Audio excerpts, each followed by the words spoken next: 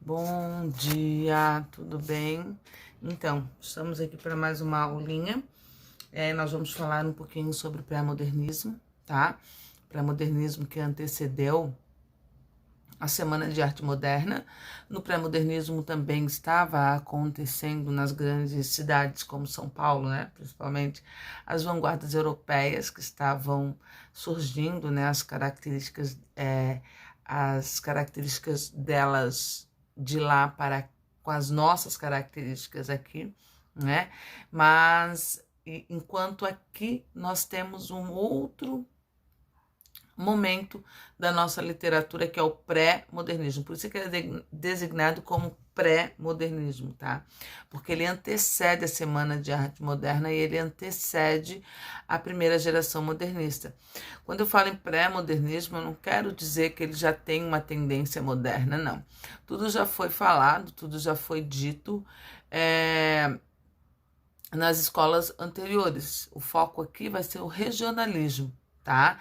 Então, nós vamos ter a valorização do interior do Brasil, seja ele nordestino, sertão, por exemplo, seja ele no interior do Brasil, como o Jeca Tatu, né, representando o caipira.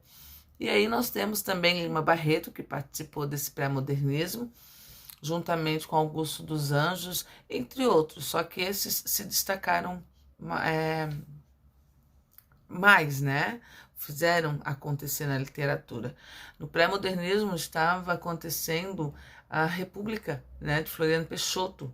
Então, nesse momento, todos estavam querendo a queda da monarquia para a ascensão da República. E aí, automaticamente, a mudança de governo, a mudança né, desse estilo governamental respingou na sociedade como um todo, principalmente nos marginalizados, né, os esquecidos, como sempre, né, que não é diferente da atualidade. E lá em 1901, quando surgiu o pré-modernismo, ele vem trazendo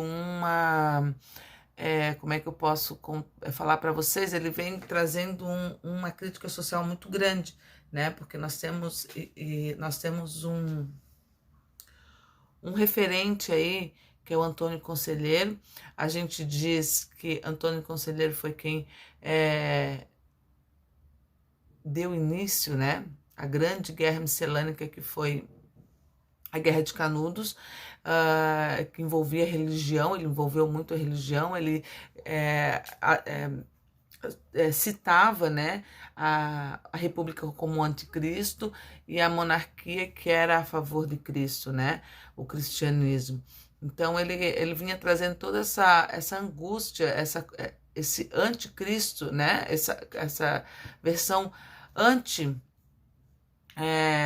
visionária da República para o povo mais desfavorecido. Automaticamente ele lutou pelo povo, né? Ele foi considerado um louco, ele foi considerado um marginal, ele foi considerado tudo, mas a ideologia dele era criar uma terra onde não tinha impostos para aquelas pessoas que não pudessem pagar. Então ele fincou, né, uma igreja, e ele, ao redor dela, a comunidade de Canudos, né? Que ali eles iam tirar. Ali tinha de tudo, tinha bandido, tinha gente boa, tinha, né? Aquela cidade de Canudos tinha de tudo um pouco, mas eles tinham uma ideologia que era lutar por eles, certo?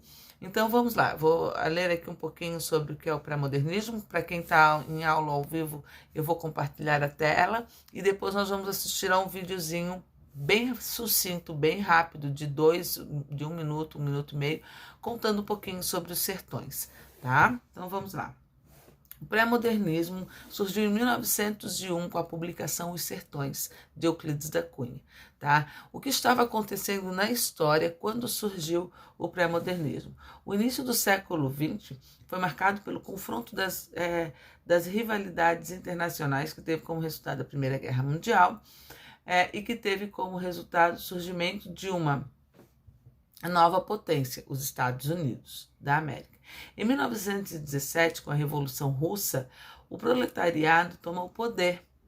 Começaram então a tomar forma dois regimes opostos, o comunismo e o capitalismo. Foi aí que surgiu essa coisa do povo, tá? No Brasil, o pré-modernismo desenvolveu-se na época de transição da República da Espada, que era a ditadura militar, para a República das Oligarquias ou República do Café, né? Com leite, onde o Brasil foi governado ora por donos de fazendas cafeeiras de São Paulo, ora por fazendeiros de Minas, os dois estados mais ricos do país na época. No entanto, nas cidades surgia uma classe média reformista e nos quartéis uma geração de militares entusiasmados por ideais positivistas, né, que exigiam mudanças. Ao mesmo tempo, surgia pela primeira vez no país uma massa popular insatisfeita e propensa a revoltas, né, sem sentido, como, por exemplo, a rebelião contra a vacina obrigatória, né, a revolta da vacina. E aí nós também tivemos nesse período a Guerra de Canudos, né? A Guerra de Canudos não foi valorizada para o povo da cidade como em São Paulo, Rio de Janeiro, né? Claro, porque era um bando de sertanejos ridículos, feios, franzinos, que não tinham como lutar contra um exército, né? Ou contra o governo. O governo ia lá e acabava e deu com tudo aquilo. Mas a história dos sertões muda toda essa ideia. Então, Euclides da Cunha foi um jornalista enviado, tá? Para Canudos, para falar, né, sobre o que estava acontecendo na guerra. Automaticamente, ele nunca escrevia o que realmente estava acontecendo, porque muitas vezes ele nos seus escritos, né, ele escrevia aquilo que os coronéis, os soldados, né, os capitães queriam que ele escrevesse. Ele jamais, porque nós tiveram 3 expedições. Na 4ª expedição é que eles conseguiram tomar Canudos, e aí a cabeça de Antônio Conselheiro foi o troféu de quem ia em busca disso, tá? Então a gente não tinha como, eles não tinham, eles escreviam o que, na verdade, o exército, né, os grandes poderosos do exército queriam que fosse escrito, tá? Mas, claro, né, Euclides da Cunha, um jornalista como era, ele não deixou quieto por ali, porque ele era um repúblico ferrenho, né? Ele acreditava na república. A república para ele era tudo. Floriano Peixoto para ele era tudo.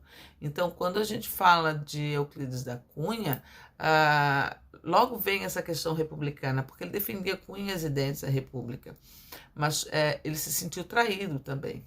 O que ele viu ali na guerra, os comentários que surgiam, tudo que ele vinha em pesquisa, ele viu que a república não era aquilo que ele idealizava.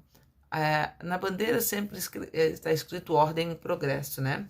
No livro de Euclides da Cunha, ele diz para nós que era uma verdadeira desordem e regresso. Eles não tinham progresso, a república não era progresso, né? Então ele batia muito nessa tecla, tá?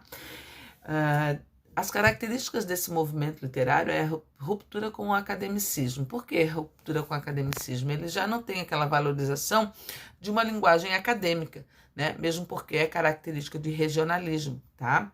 A ruptura com o passado e a linguagem parnasiana também, né? Eles não iam escrever como os parnasianos, valorizando o regionalismo. Linguagem coloquial e simples, claro, do sertanejo, do caipira. Muitas vezes Euclides da Cunha dá a voz ao personagem e que descreve a linguagem mesmo do sertanejo, assim como o Monteiro Lobato, tá? Exposição da realidade social brasileira, regionalismo e nacionalismo, não ufânico como romantismo, tá, gente? Mas ideológico, vamos dizer assim. Marginalidade dos personagens, a marginalidade dos marginais, né? Que estavam a classe marginalizada, quem eram? O sertanejo, o caipira e o mulato, tá? Temas como fatos históricos, que a gente tem como a Guerra de Canudos, né? Políticos, econômicos e sociais. Políticos, a gente diz que é o do Lima Barreto, tá? Triste Fim de Policarpo Quaresma, por exemplo, é uma obra que define a política por inteira. Aí nós temos os autores. Quem participou, né? Euclides da Cunha, que escreveu Os Sertões, foi ele quem abriu essa obra, o pré-modernismo. Ele era engenheiro e ocupou a Academia Brasileira de Letras, a cadeira número 7 da Academia Brasileira de Letras. Publicou Os Sertões, Campanha de Canudos, em 1902, a qual é dividida em 3 partes: a terra, o homem e a obra. O homem e a luta. Essa obra já caiu no vestibular, são 600 e poucas páginas, 690 páginas quase, se eu não me engano, o número de páginas. Então é uma linguagem, ele fala muito do homem, né, quando ele se relaciona ao sertanejo, da terra, que ele define todo a terra árida do sertão, né? Quando ele fala da luta, que o sertanejo lutou até o fim, ele não desistiu na primeira luta, ele foi se armando, tá? Na aula eu vou explicar melhor essa obra. Monteiro Lobato, né, foi o grande escritor que valorizou o interior caipira, né, com a criação do Sítio do Pica-Pau Amarelo. Ele também publicou uma obra política que, por causa dos Estados Unidos, né, tal, que vocês viram que no contexto histórico surgiu então a grande potência que era os Estados Unidos, que estava em alta, certo?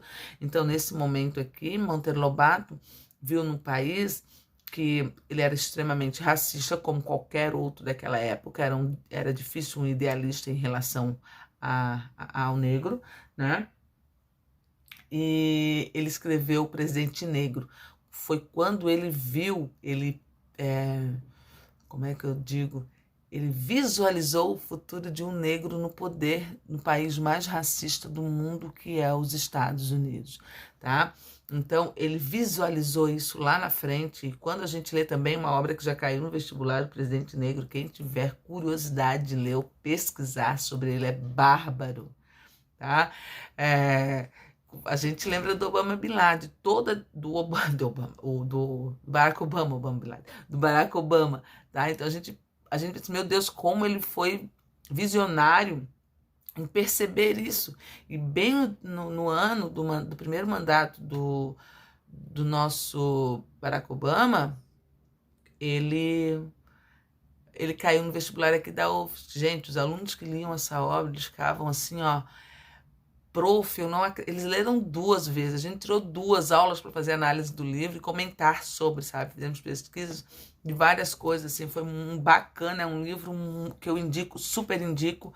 Quem gosta dessa questão política, é muito legal, tá? Certo? Depois nós temos o Lima Barreto, que é no vestibular do ano passado, né? Ele foi um cara que... Todo escritor era jornalista, né? Não tem como, mas ele foi parar no manicômio, até na obra que vocês leram, que eu pedi para vocês lerem, no ano passado, no final do ano, porque eu ia falar do pré-modernismo, né? Foi tudo num manicômio, né? Então, Triste Fim de Policarpo Quaresma foi a obra dele, marco mesmo, que também foi, porque ele tinha um problema de álcool, né? Com alcoolismo, então ele foi internado. Naquela época, o tratamento do alcoolismo era internação no manicômio. E assim aconteceu com ele, tá? Nos slides aqui eu fiz um mapa dos principais autores junto com as características bem bacana. E tem um videozinho também pra gente conversar um pouquinho sobre os sertões, que eu vou comentar com vocês, a gente vai conversar um pouquinho. É muito legal também conhecer essas obras. É um período muito rico, embora muito curto, tá? Mas valorizou tanto quanto, né? Já é uma pré-valorização de algumas regiões do Brasil, de uma forma meio torta, mas foi, tá bom? Aguardo vocês na nossa aulinha. Um grande beijo.